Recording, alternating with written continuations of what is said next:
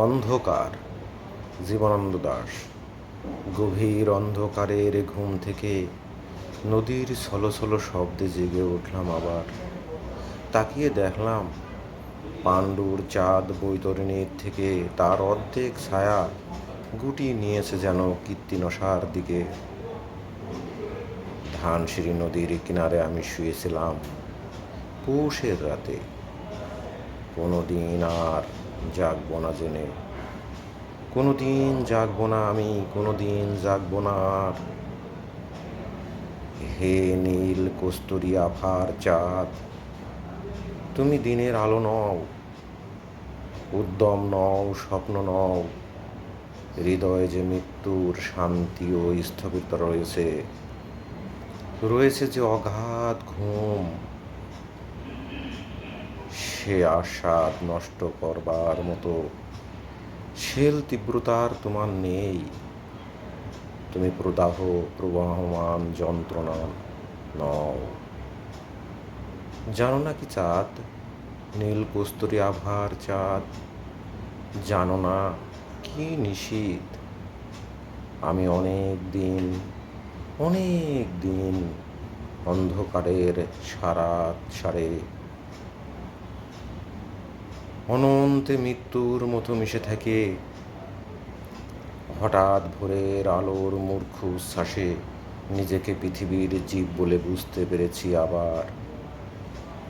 ভয় পেয়েছি অসীম দুর্নিবার বেদনা। দেখেছি রক্তিম আকাশে সূর্য জেগে ওঠে মানসিক সৈনিক সাজে, পৃথিবীর মুখোমুখি দাঁড়াবার জন্য আমাকে নির্দেশ দিয়েছে। আমার সমস্ত হৃদয় ঘৃণায়, বেদনায়, আক্রোশে ভরে গিয়েছে।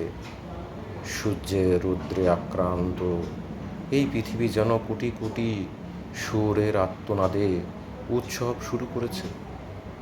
হায় উৎসব!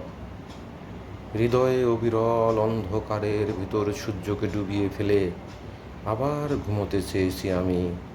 অন্ধকারের স্তনের ভিতর, যোনির ভিতর অনন্ত মৃত্যুর মতো মিশে থাকতে চেয়েছি।